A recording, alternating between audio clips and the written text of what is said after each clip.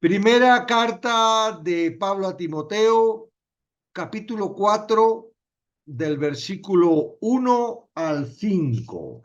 Y dice así: Pero el Espíritu dice claramente que en los postreros tiempos algunos apostatarán de la fe, escuchando a espíritus engañadores y a doctrinas de demonios, por la hipocresía de mentirosos que, teniendo cauterizada la conciencia, prohibirán casarse y mandarán abstenerse de alimentos que Dios creó para que con acción de gracia participasen de ellos los creyentes y los que han conocido la verdad.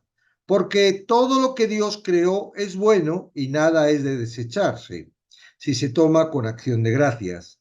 Porque por la palabra de Dios y por la oración es santificado. Amén.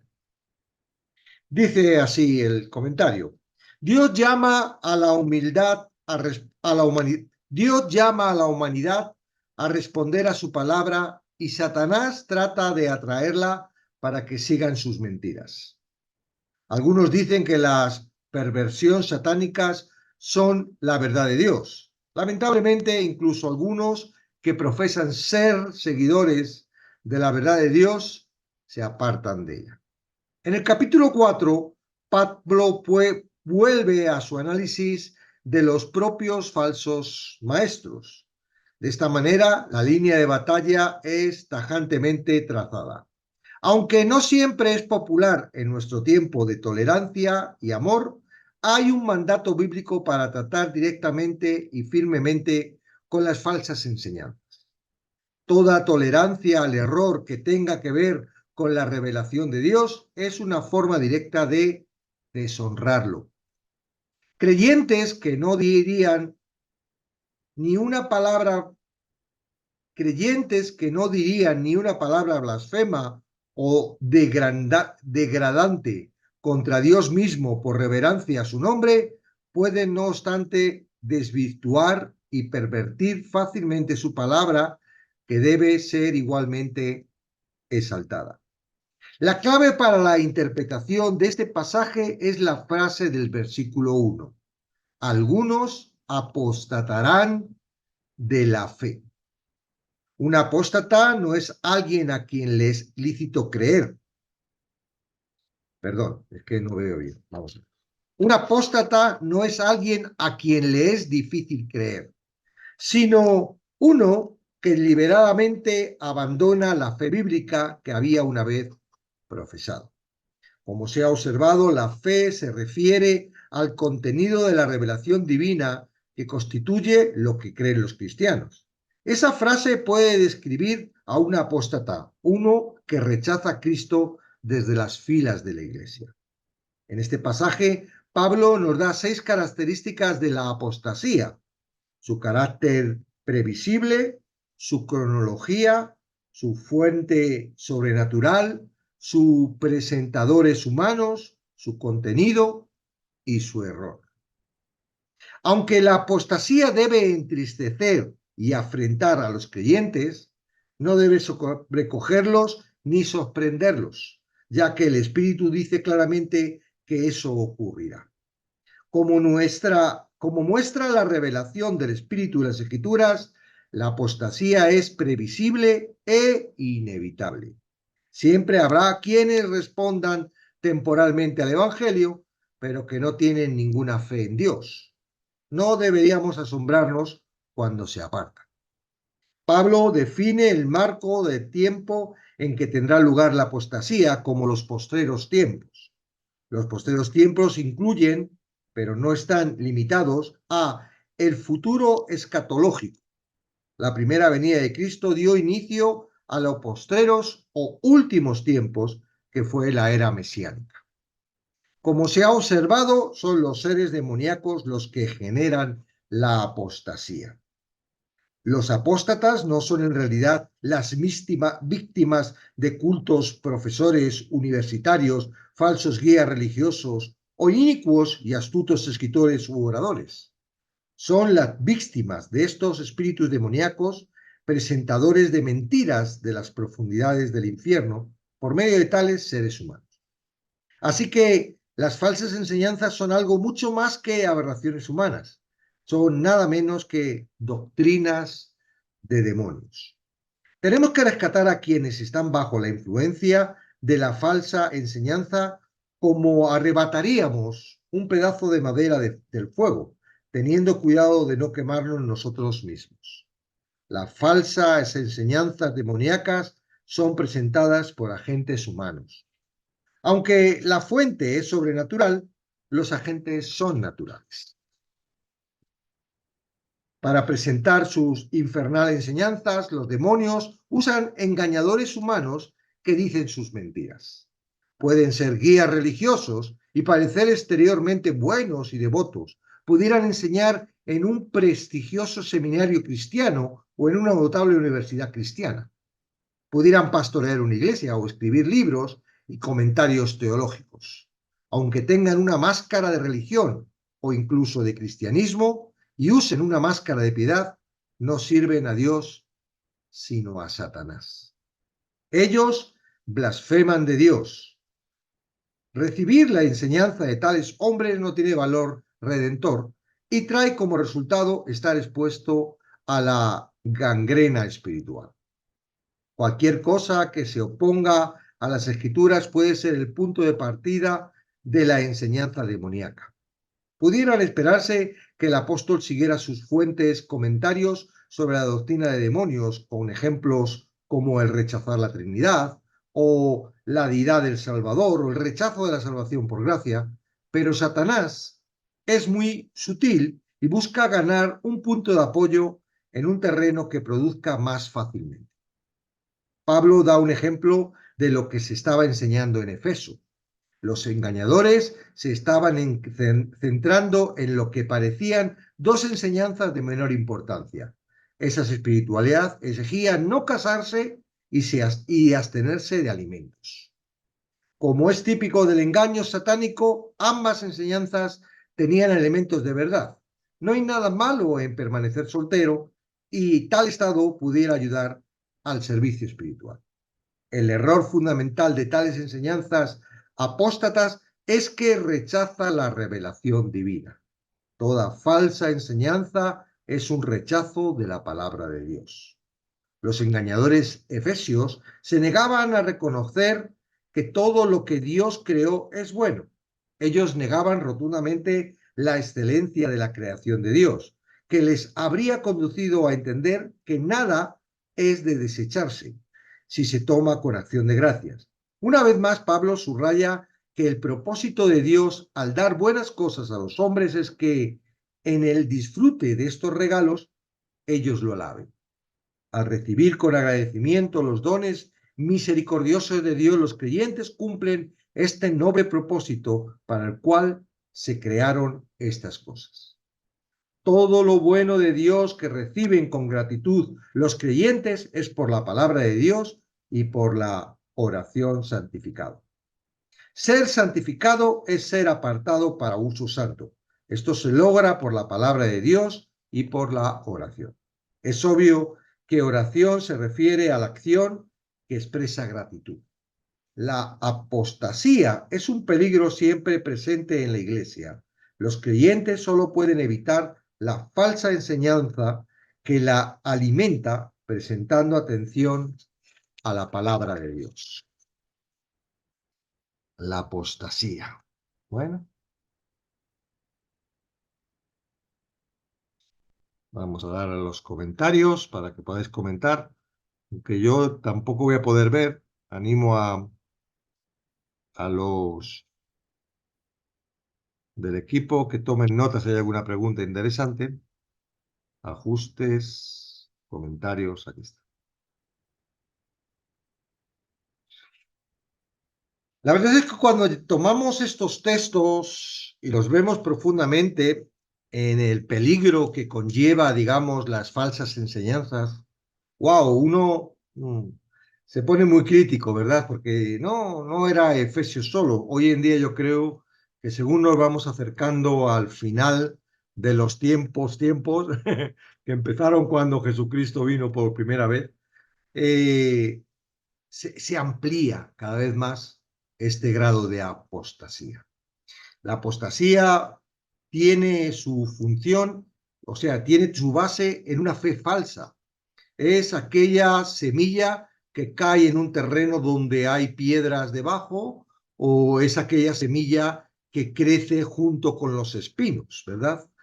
La que cae en el camino claramente no hay problema porque esa es rechazada totalmente al no tener ningún tipo de profundidad, no la puede recibir. Pero es cierto que las personas reciben con gozo la palabra y al principio hay un gozo, ¿verdad? Y hay una expresión, parece como que el evangelio, el cristianismo, el Espíritu Santo está transformando y eso dura un tiempo. Yo calculo de 3 a 6 meses suele durar. ¿Okay? Durante este tiempo, el corazón de esa persona le engaña de forma que le permite que haga cambios, que le permite que pueda acercarse a Dios, le permite, porque sabe perfectamente de que ha escuchado el llamado, ha sido expuesto al Evangelio y que si llega a la posición en la que es potestad para que Cristo le salve, va a perder a un esclavo. Entonces, en esos meses, esa fe propia, ¿verdad? Que es necesaria, porque si tenemos que creer con nuestra propia fe, hasta que realmente recibimos la naturaleza nueva que nos produce en la gracia la fe salvadora. ¿Okay? En este tiempo hay un peligro tremendo de estos falsos maestros. Parece como que falsos maestros es uno que es uno malo, que llega, ¿verdad? Así, tipo a los que hay por ahí, ¿verdad? Que son ateos o que yo qué sé, o satánicos y se meten en la iglesia de forma camuflada. No, el mayor problema de estos falsos maestros son personas convencidísimas de que lo que están predicando es el verdadero evangelio y son emisarios de Satanás. Claro, hay que tener en cuenta que no tenemos lucha contra carne ni sangre. Son esclavos y como tal, la culpa es del esclavizador. Pero son humanos que de alguna forma están haciendo daño y la palabra, lo que la palabra está diciendo es, ten cuidado. Ahora, yo soy pastor de una iglesia, imaginaros, pues yo tengo que tener cuidado de mi rebaño. Y si en el rebaño, ¿verdad? Entra un copastor o entra una persona o entra alguien, ¿verdad?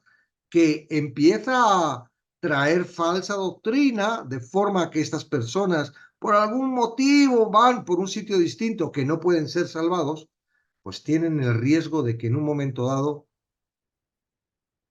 se apartan de lo que están creyendo. Por eso dice la gente, la salvación se pierde, porque han visto a muchos que hasta han sido pastores que luego han dejado de ser y que han dejado de creer. Es que un pastor es salvo por quien lo dice. Un pastor puede ser perfectamente un lobo vestido de oveja o un engañado con mucha elocuencia o yo qué sé, puede ser un pastor, claro que sí. El error está en que, si dices con tu nombre esta palabra ya eres salvo. Eso es una falacia tremendamente peligrosa que están utilizando las iglesias para llenar las iglesias de alguna forma, hacer más grande la comunidad y al hacer más grande la comunidad, pues tener más miembros que poder usar y que poder traer, ¿verdad? Entonces, digo que cuando leemos esto, ahí nos ponemos como jueces y queremos atacar a todos esos que están diciendo falsas doctrinas y tal. No somos nosotros, amigos.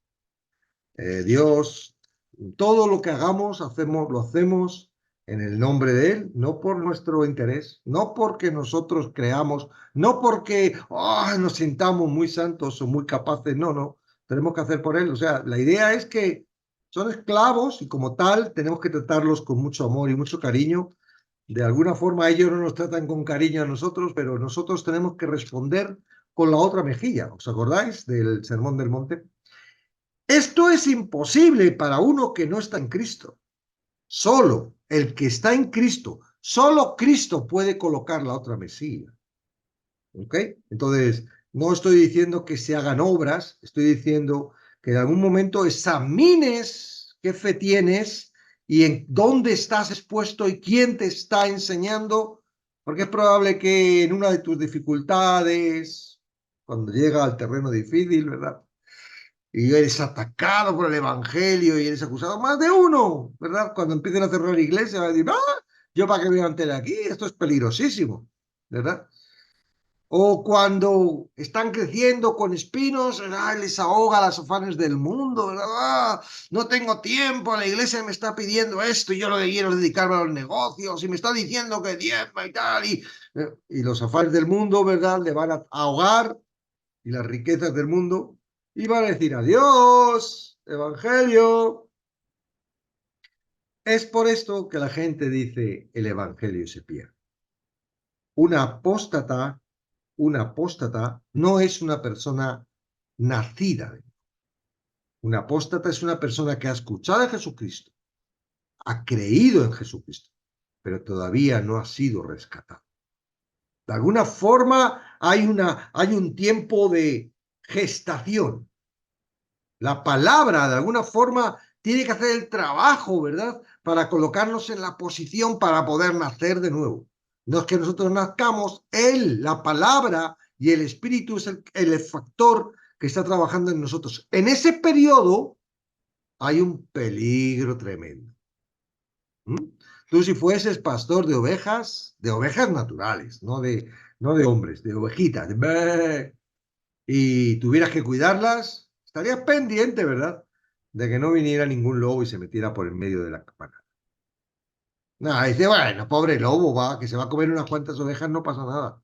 No, si eres un pastor consciente, no vas a permitir que el lobo se vaya a comer a otro lado, pero a tu esa no. Entonces, ¿qué quiero decir? Quiero decir que, primero, tienes que ser consciente de que va a haber lobos. Tienes que ser consciente de que las personas no son salvas simplemente porque creen. No, son salvas en un momento dado cuando la palabra les salva. Y esto dice, decíamos que es previsible. Y yo no sé, yo muchas veces digo, ay, Dios me ha dado discernimiento de espíritu porque yo sé quién va a quedarse en el grupo y quién se va a marchar. Y yo me quiero equivocar siempre. Digo, ah, Señor, no, no posible. Pero pocas veces me equivoco, ¿verdad? ¿Y es por qué? Porque se ve la persona que está guiada y está siguiendo una falsa enseñanza.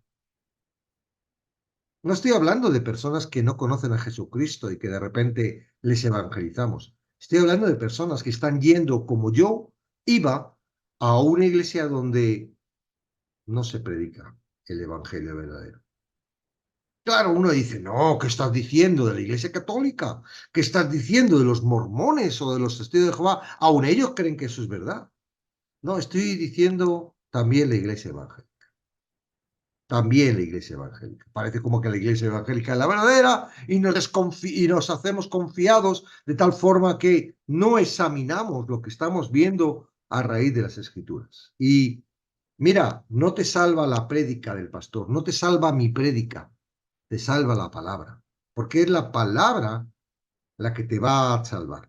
Entonces, de alguna forma, pues si tú simplemente, ay, es que no me apetece, no, yo voy a la iglesia, escucho al pastor y salgo con una emoción, pues estás siendo culpable de que no estás siendo directo con tu palabra. Tú tienes la responsabilidad tuya. A lo mejor no lo entiendes al principio, pero poco a poco el Espíritu Santo va a trabajar contigo. Y hay muchos como yo, que estuve 22 años perdiendo el tiempo. Bueno, no sé, perdiendo el tiempo no, porque si el Señor me mantuvo allí, sería por algo, ¿verdad? No estoy diciendo de que Dios me haga perder el tiempo. Bueno, 22 años que tuve que borrar, me fue muy complicado. Yo hubiera preferido haber entrado, ¿verdad?, en el verdadero evangelio desde el principio y ahora estaría 22 años con el verdadero evangelio. No, me tocó borrar todo lo que me enseñaron durante 22 años. Y eso para el hombre es muy complicado. Es muy complicado porque queda en el inconsciente, queda en el ser natural y siempre resalta y sale. Y por eso necesitamos constantemente alimentarnos de la buena comida. La palabra, la Biblia. Fundamento del ministerio, somos la luz. Y si os dais cuenta, el funcionamiento que va es Todo el día estamos con la palabra, todo el día estamos dándole vueltas. Quien puede aguantar un año con nosotros se da cuenta de que la palabra no cambia y siempre es lo mismo y está diciendo, se va dando cuenta de estos engañadores que traen falsas doctrinas y pueden de alguna forma basar su fe en la palabra, no en esos conocimientos que está colocando, ¿verdad? Entonces, bueno, cada uno, digamos, es responsable, aunque los que están fuera todavía son muertos, esclavos, ¿verdad? De alguna forma. Pero bueno, si eres pastor y tienes una responsabilidad, como yo la tenía, y si te has equivocado en un momento dado, pues como muchos, ¿no? El Señor te lleva a la verdad, te va a tocar arrepentirte y avanzar, ¿verdad? La salvación es tan guay, tan guay, que aunque haya hecho tantas cosas, ¿verdad? Mal, Dios te perdona, porque el perdón es completo, es una limpieza total cuando uno recibe el perdón. Entonces, basarse en que la salvación se pierde con esto es basarse en la mentira que se está predicando en el mismo sitio que se cree que la salvación se pierde. ¿Cuál es la mentira? La salvación no la alcanza uno por creer. Claro, si no crees, no la vas a alcanzar. Si no crees, claramente no vas a llegar a ser salvo. Si no crees.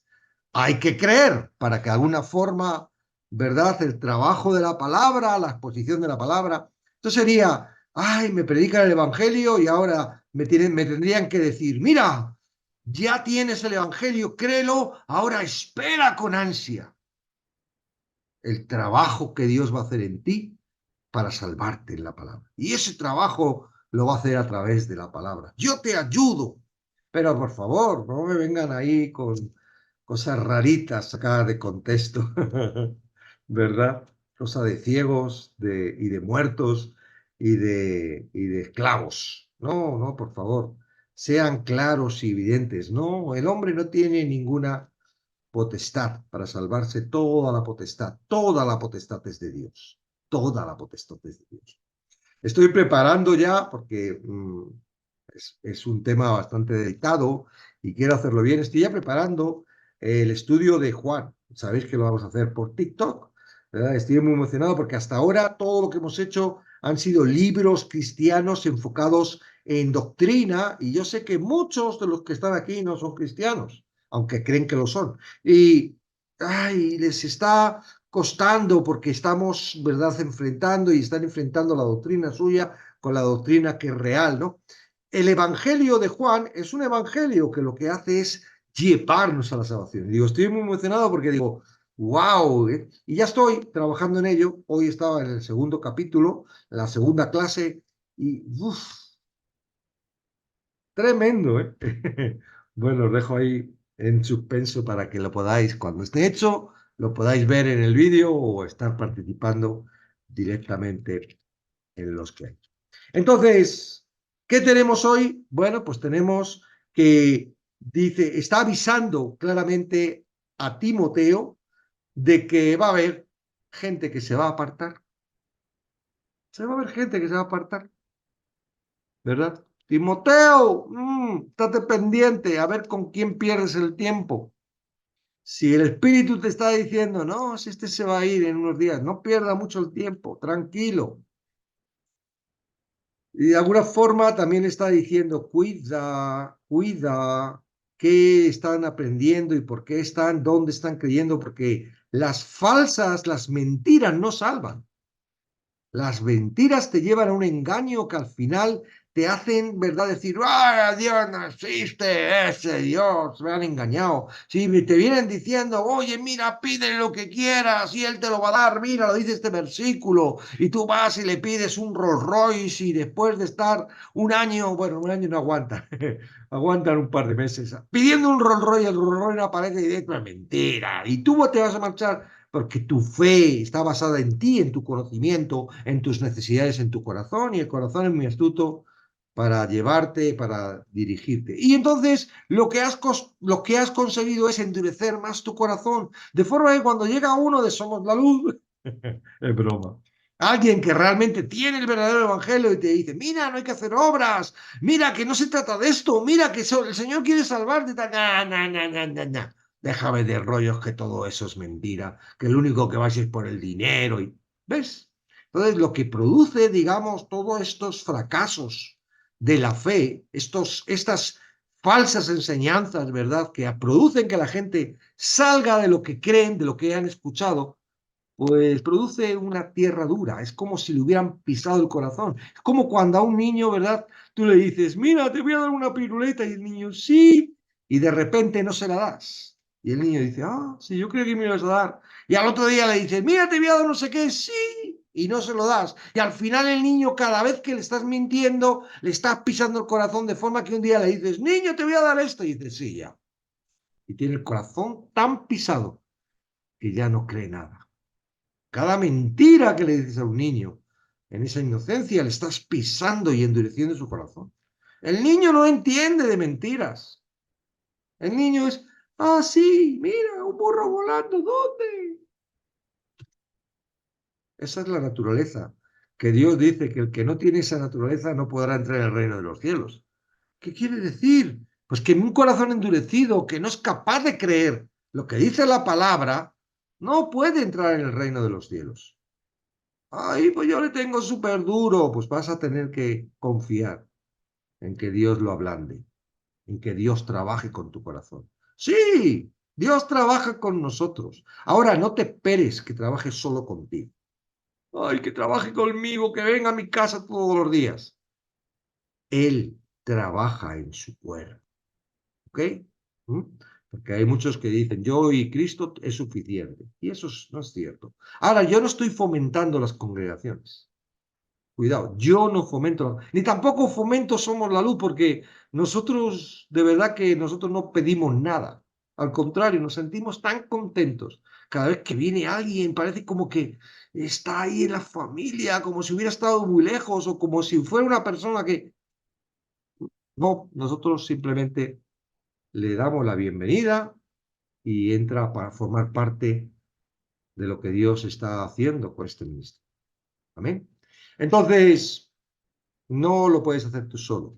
Por esto, Timoteo es parte de una iglesia y Pablo está tratando con Timoteo porque no está hablando, oye, mira, estos que están, no, está hablando a nivel de iglesia, está hablando a nivel del cuerpo de Cristo.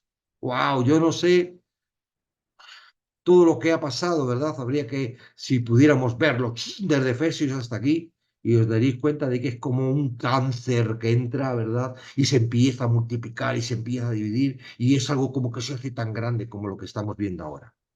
Efesios al principio empezó con una iglesia buena, una iglesia que creía en Jesús, una iglesia en la que empezó a haber gente salva, gente que había sido salvas porque creían en Jesús y empezaron a hablar de Jesús y a llevar el testimonio, pero Satanás no quiso que eso y empezó a meter, ¿verdad? Cizaña, empezó a meter, ¿verdad? Su mano, empezó a meter lobos, empezó y cuando estaba Timoteo, en el tiempo que estaba Timoteo, que ya habían pasado unos años, ¿verdad? Aquello estaba un poco descontrolado.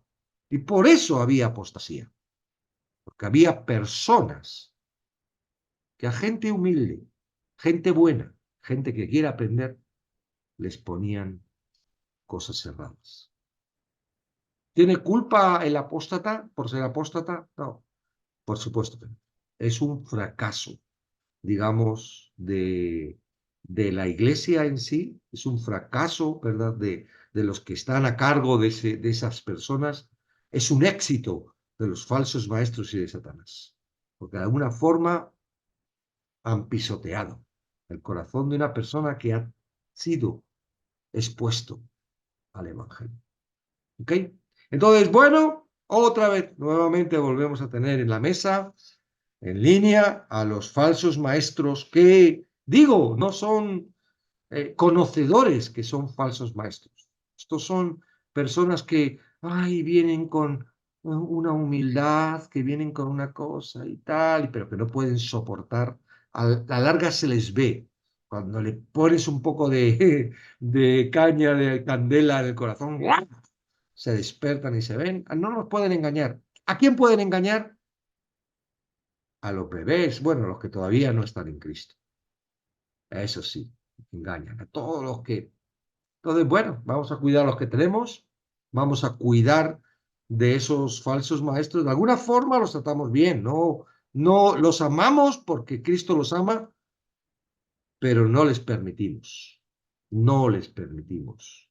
Su trabajo es muy dañino, su trabajo es ser siervos de Satanás. ¿No ves? Entonces esto tenemos que tenerlo claro. No tenemos derechos, ¿verdad?, a que nosotros juzgar por nuestra propia cuenta, porque no hemos venido, no era Cristo, no vino a juzgar, nosotros no venimos a juzgar, pero sí de alguna forma a exhortar. Y a veces la exhortación, ¿verdad?, es incómoda, porque no es, ay, qué bien lo que estás diciendo, bueno, está muy bien, bueno, no tenemos mucho de eso, pero bueno, no pasa nada, te queremos mucho. No, a veces hay que enfrentar y estos enfrentamientos pues traen molestia, ¿verdad? Y traen dolor en los oídos. Lo vemos en Jesús cómo enfrentó a los fariseos. Bueno, procuremos que sea en el poder del Espíritu. Procuremos que entendamos que no son nuestras conversaciones ni nuestra comunión, porque nuestras armas no son carnales, son poderosas en Cristo.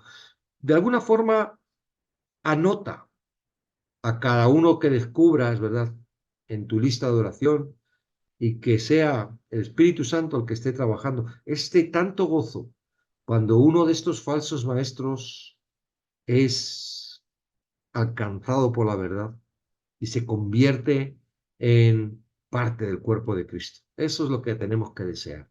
No son enemigos, nuestro enemigo es Satanás, pero sin embargo son utilizados por Satanás y no hay que permitirles, ¿verdad?, eh, que hagan lo que hagan. No podemos hacer nada porque no te vayas a las iglesias ahí a cerrarlas porque no vas a poder, ¿verdad?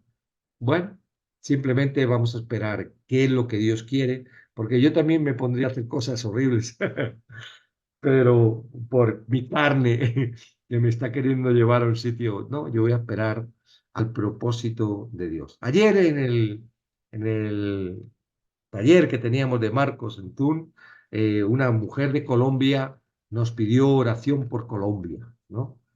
Dice, Colombia está mal. Uno no sabe cómo están los países cuando están fuera de los países. Yo sé cómo está España, ¿no? Y bueno, sé cómo está Ecuador por Jessica, sé cómo está Perú entonces, más o menos, pero cuando llega una mujer así o una persona y te dice esto, ¿no? Y dices, wow, Dios está trabajando de alguna forma en esa persona y en ese país, ¿no? Porque es cuando están las cosas difíciles, cuando más las personas quieren acercarse a Dios. En la pandemia, muchas iglesias se les vieron la cara. Muchas iglesias, muchas congregaciones perdieron, hubo mucha apostasía. Muchos. No aguantaron, ¿verdad? Ay, yo tengo iglesia, no puedo ir a la iglesia. No se conectaban online, no tenían un medio de conectar y perdieron mucha apostasía. ¿Eso fue malo? No, no, porque en realidad estaban creyendo en algo que no era, ¿verdad? Yo fui parte de ese trabajo de la pandemia. Salí, ¿verdad? Fui apóstata, pero me convertí en parte de Cristo. Y esto es tan fantástico. Amén. Entonces, hay un plan, hay un propósito, nos ponemos en ese plan, vemos la palabra que está diciéndole Pablo a Timoteo hoy, ¿verdad?